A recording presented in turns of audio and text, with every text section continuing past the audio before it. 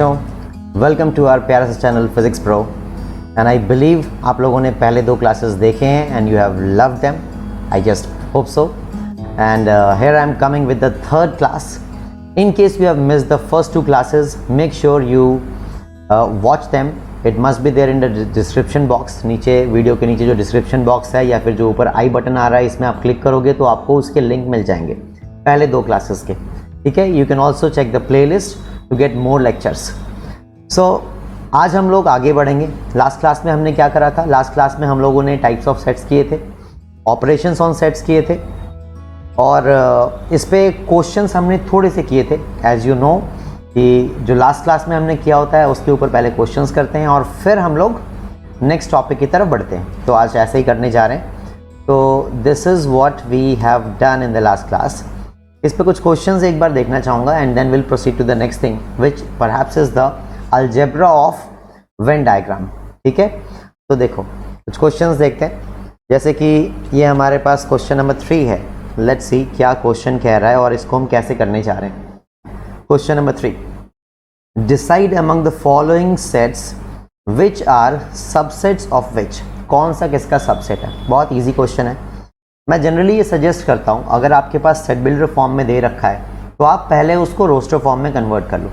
जैसे सेट ए मेरे पास set builder form में है, set B already roster form में है, set C already roster form में है और डी भी मेरा ऑलरेडी रोस्टर फॉर्म में है. तो मैं इसको कन्वर्ट करूंगा x square minus 8x plus 12 is equal to 0. Easily factorise हो रहा है ये x माइनस 2 और x माइनस 6 और x माइनस 2 में x की दो वैल्यूज़ आ रही हैं. तो सेट A के बारे में I can be very sure कि इसमें दो एलिमेंट्स हैं. वो कौन कौन से हैं? 2 and 6. क्या बोला था इन्होंने? Which are subsets of which. Okay, तो मैं यहाँ पे ये कहूँगा कि सेट A क्या सेट B का सबसेट है? जी है. So set A is the subset of B. Number 1 conclusion. ठीक है. क्या सेट A सेट C का भी सबसेट है? बिल्कुल है. तो मैं ये भी बोलूँगा set A is the subset of C. क्या सेट A किसी और का सबसेट है? C को थोड़ा ठीक कर देता हूँ. Right, C better written like this. Okay, क्या सेट A किसी और का सबसेट है? नहीं. अब मैं सेट B की बात करूँगा. सेट B क्या किसी का सबसेट है? सबसेट मतलब उससे कोई बड़ा है क्या? सेट B से कोई बड़ा है क्या? तो मुझे दिखता है set C. So set C is also the superset or I should say B is the subset of C. Okay, और B तो किसी का भी और सबसेट नहीं है. C के बारे में बात करें तो C तो किसी का भी सबसेट नहीं है. What about D? D तो मुझे लग रहा है सभी का सबसेट है. D is the subset of A. D is also the subset of B and definitely it is a subset of C because set C तो हमारे पास सबसे बड़ा है. ठीक है. So I hope you remember these things. We have done it in the last class. Make sure you hit that like button.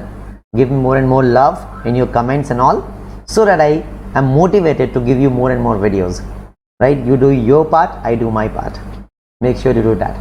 देखो आगे बढ़ते हैं और कुछ अच्छे क्वेश्चंस देखते हैं. जैसे चलो ये देखो 5th क्वेश्चन काफ़ी बेसिक फंक्शनैलिटी पे बेस्ड है, बट ऐसे क्वेश्चंस CUET के एंट्रेंस में अभी आए हैं और NDA में ऐसे क्वेश्चंस आते हैं. IIT JEE में तो इतने इजी क्वेश्चंस नहीं आते, बट हाँ ऐसे बेसिक अंडरस्टैंडिंग बेस्ड क्वेश्चंस आप देखोगे इस बार के CUET एंट्रेंस एग्जाम में आए हैं और NDA में भी आते हैं. तो देखो, which one of the following statements are correct. इनमें से कौन कौन सी चीज़ करेक्ट है? Write a correct form of each of the incorrect statements. ठीक है. A subset of ABC. देखो ये जो है ना A, जब कभी भी इसको ब्रैकेट्स के अंदर लिखते हैं, कर्ली ब्रैकेट्स के अंदर, तब तो ये सेट होता है. अदरवाइज ये सिर्फ एक एलिमेंट है. तो ये क्या है? This is incorrect, this is false. Right, इसका करेक्ट क्या होना चाहिए था? A belongs to. Right, A belongs to set ABC. This is correct. Right, अगर मुझे कोई एलिमेंट रिप्रेजेंट करना है तो मैं बिलोंग्स टू बोलूंगा. Okay, what about this second one? Second one is also false. क्यों? क्योंकि ध्यान से देखो, अब ये एक सेट ब्रेसेस के अंदर है तो ये एक सेट बन गया. तो ये कैसे लिखना चाहिए था कि set A is a subset of ABC. जब आप ब्रेसेस के अंदर उसको लिख देते हो वो एक सेट रिप्रेजेंट करता है, ठीक है। What about the next thing, A belongs to A B C. अब देखो इस बार देखो ध्यान से, अंदर जो एलिमेंट है वो एक सेट है, राइट। ए एलिमेंट नहीं है, ये भी फॉल्स हो रहा है।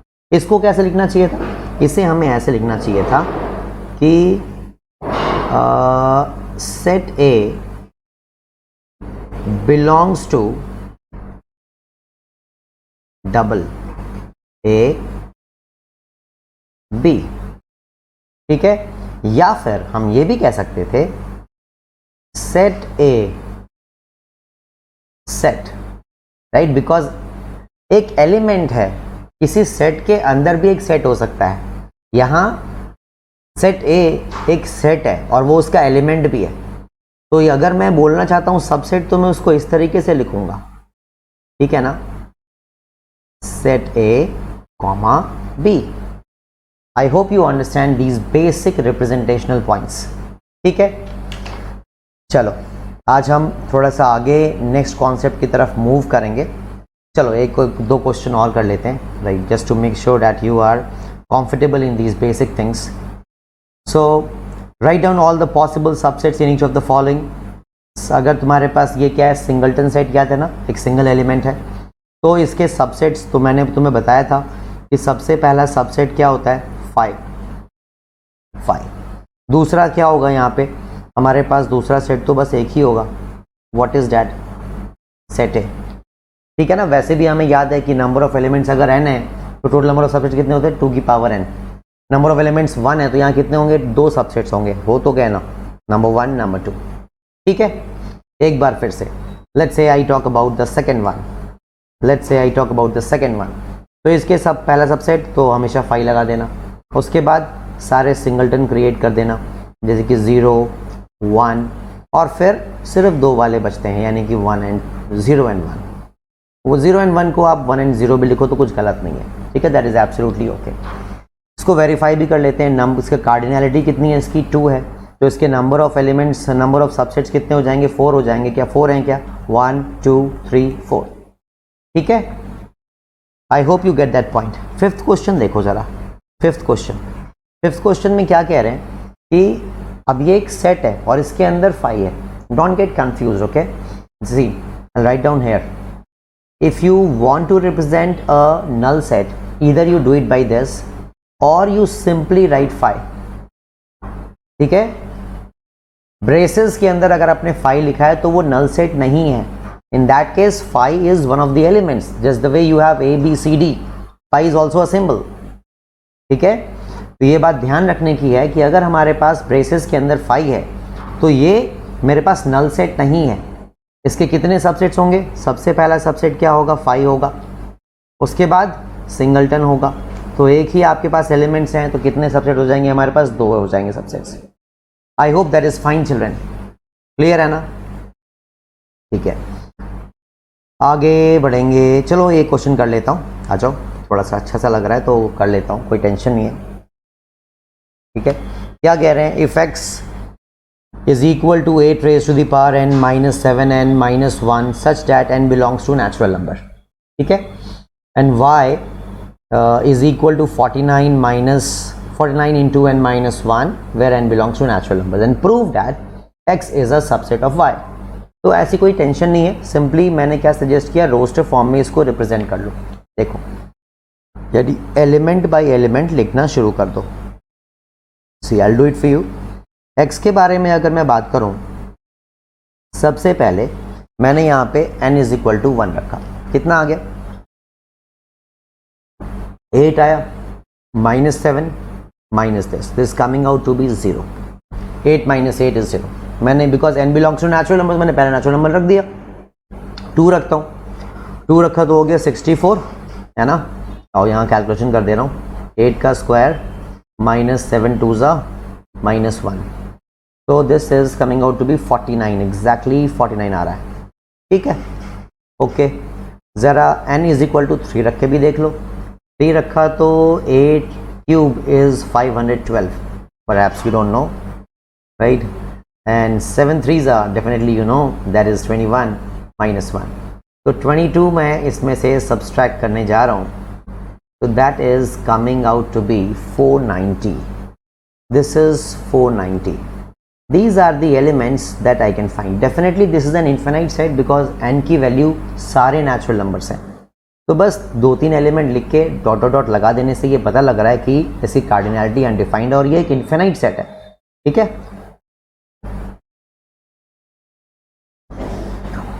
y का देखते हैं.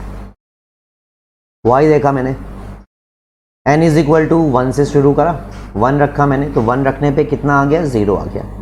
राइट. 2 रखा मैंने तो एग्जैक्टली 49 आ रहा है. 3 रखने पे 49 2 जा 98 आ रहा है. अरे इसमें तो सिर्फ 49 के मल्टीपल्स आ रहे हैं और 49 के सारे मल्टीपल्स आ रहे हैं. ऊपर अगर ऑन दी अदर साइड में देखूं तो 49 फिर 49 का 10th मल्टीपल, तो बड़ा कौन सा है? Definitely set y is a larger set. तो what do I say? x is a subset of y. ठीक है. I hope you get that. तो इस तरह क्वेश्चन को अगर आप रोस्टर फॉर्म में कन्वर्ट करके एक्सप्रेस कर देते हो, that is okay. All right, let's proceed. Laws of algebra on sets. Right. क्या हमारे पास लॉज हैं, क्या चीज़ें हैं, और इसको देखते हैं. ए और ए का अगर यूनियन करोगे, यूनियन याद है ना, और राइट, तो यूनियन ए का ही करोगे तो क्या आएगा? ए आएगा. इंटरसेक्शन करोगे तो क्या ही कॉमन होगा? अगेन ए होगा. राइट. इसको आइडेम्पोटेंट लॉज कहते हैं. नाम इतना इंपॉर्टेंट नहीं है, कहीं भी नहीं आएगा एज सच. राइट. बट हाँ, अगर याद रख लो तो बुरा भी नहीं है. ओके. आइडेंटिटी लॉज आपके पास क्या होते हैं कि अगर आपने यूनियन किया फाई के साथ, फाई क्या है? नल सेट, तो तुम्हारे पास क्या आ जाएगा? ए आ जाएगा. अगर तुमने यूनिवर्सल के साथ इंटरसेक्शन किया तो कितना आ जाएगा तुम्हारे पास? ए आ जाएगा. यहीं पे एक चीज़ और सोचने की है बच्चों. अगर मैंने इंटरसेक्शन किया फाई के साथ तो क्या होगा? Definitely I will get 5 because nothing is common. Right. 5 तो हमारे पास नल सेट है ना, तो कॉमन ए के साथ क्या आएगा? कुछ भी नहीं आएगा. मेरे पास सिर्फ वहाँ पे 5 हो जाएगा. एक और चीज़ ज़रा सोच के देखो. अगर मैं यूनियन करता हूँ यूनिवर्सल सेट के साथ तो क्या मिलेगा मुझे? Universal set. ठीक है. तो ये बेसिक अंडरस्टैंडिंग वाली बातें हमें ध्यान रखनी है. Then you have distributive laws. A union B intersection C. Right. Intersection का यूनियन हो रहा है, इसको कैसे याद रखोगे? इंटरसेक्शन का यूनियन हो रहा है, तो ये क्या हो जाएगा? यूनियन का इंटरसेक्शन. ध्यान से देख लो.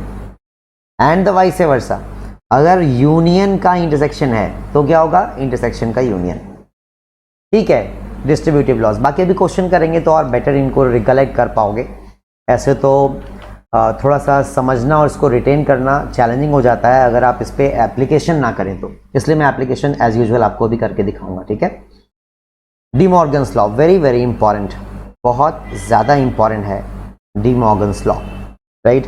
कि अगर आप यूनियन का कॉम्प्लीमेंट ले रहे हो, इसका मतलब क्या था? कॉम्प्लीमेंट. ठीक है. तो ये क्या है? कॉम्प्लीमेंट का इंटरसेक्शन है. और अगर आप इंटरसेक्शन का कॉम्प्लीमेंट ले रहे हो तो ये क्या है आपके पास? कॉम्प्लीमेंट का यूनियन है. ठीक है. इसकी बात भी अभी हम एग्जाम्पल के फॉर्म में करेंगे, बिल्कुल परेशान होने की बिल्कुल भी ज़रूरत नहीं. ठीक है. एंड जैसा मैंने तुमसे पहले ही कहा था कि last class will be the most important class, जिसमें सबसे जो कॉम्प्लिकेटेड क्वेश्चंस हैं वो हम लोग कवर करेंगे. तो I am sure the next video would contain that. ठीक है. ओके. जैसे यहाँ पे हमारे पास कुछ क्वेश्चंस हैं, आओ इनको देखते हैं. ये exercise 1.5 1.6 is entirely based on the same concept, तो आप इजीली इसको ट्राई कर सकते हो आज की क्लास के बाद. अब जैसे यहाँ पे मेरे पास ए और बी दो सेट्स हैं, A is the subset of B. Let's say यहाँ से हम कुछ क्वेश्चंस पिक करते हैं. राइट. रैंडमली थोड़ी बेसिक चीज़ें प्रैक्टिस हो जाएंगी और दो क्वेश्चन यहाँ से पिक करते हैं, फिर आगे के क्वेश्चन से पिक करेंगे. सेट ए दे रखा है, सेट बी, सेट सी, सेट डी दे रखा है. सबसे इजी क्वेश्चन है मेरे पास ए यूनियन बी. ठीक है. तो ए यूनियन बी भी एक सेट होगा.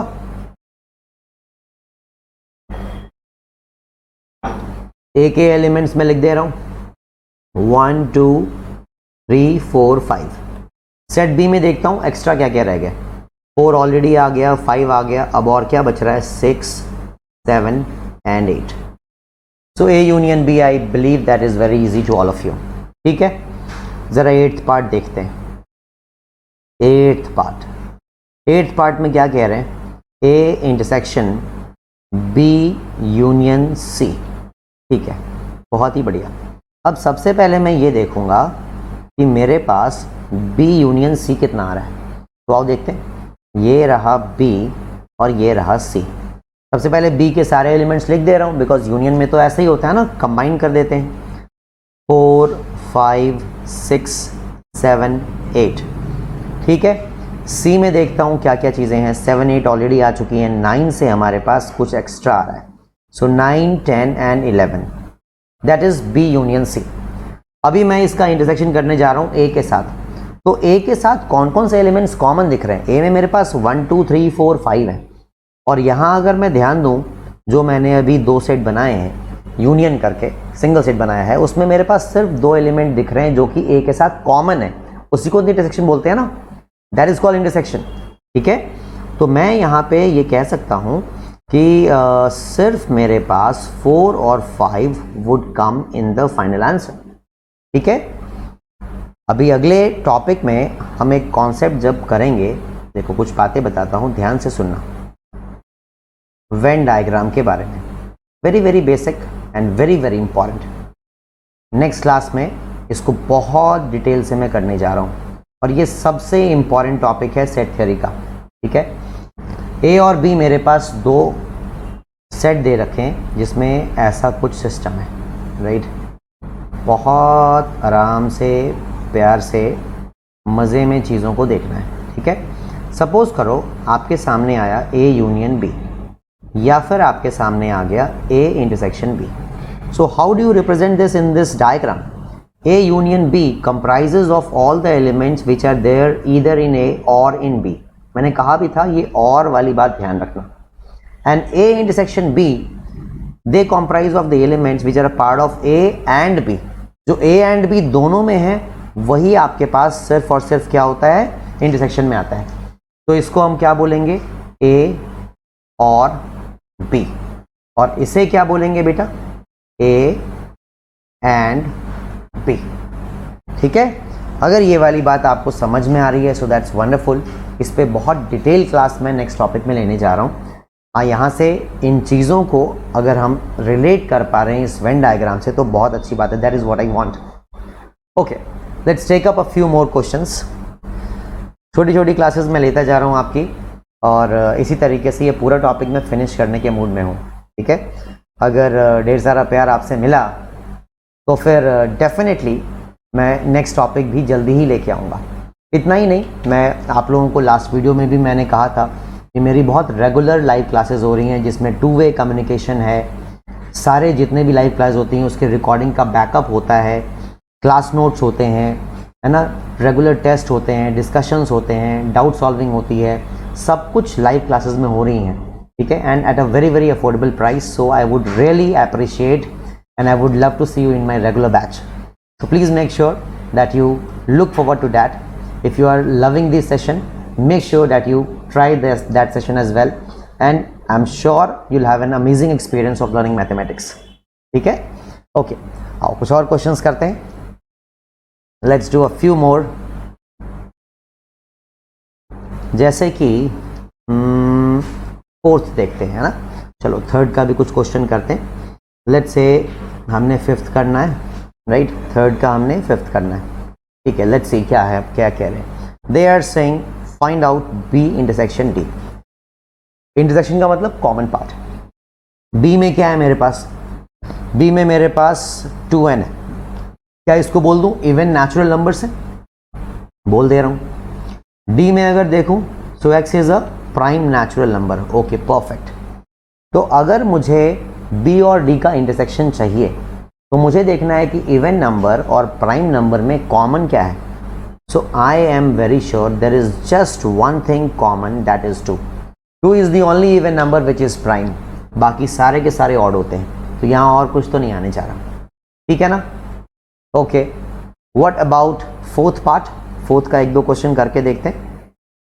क्वेश्चन नंबर 4th का लेट्स से रैंडमली मैं 5th करता हूँ और 7th करता हूँ। So first of all 5th, when they are asking what is set A, set C minus set A। C में मेरे पास क्या है, ऑड नंबर्स हैं, ठीक है। और A में मेरे पास क्या है, सारे के सारे नेचुरल नंबर्स हैं। तो अगर मैं C में से A सब्सट्रैक्ट करूंगा, सब्सट्रैक्शन हमने क्या सीखा था कि C माइनस A करने पे मेरे पास सिर्फ वो एलिमेंट्स बचेंगे जो C में तो हैं बट A में नहीं है।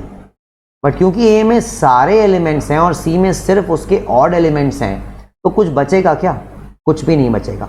ईदर आई से phi और आई से an empty braces which represent a null set.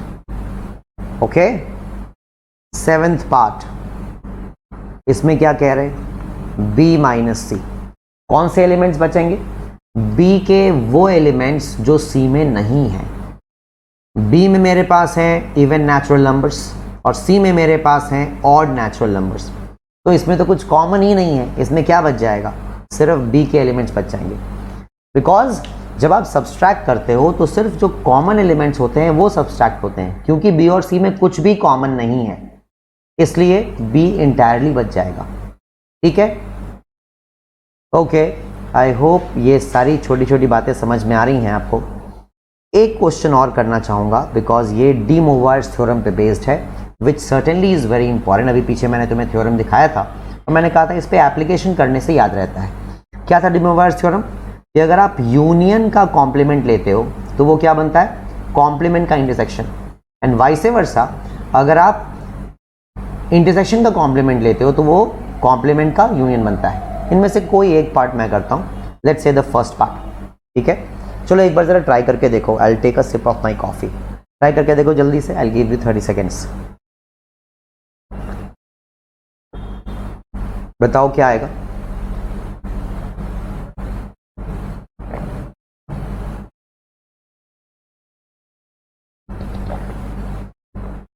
ठंडी हो गई, पता ही नहीं चला।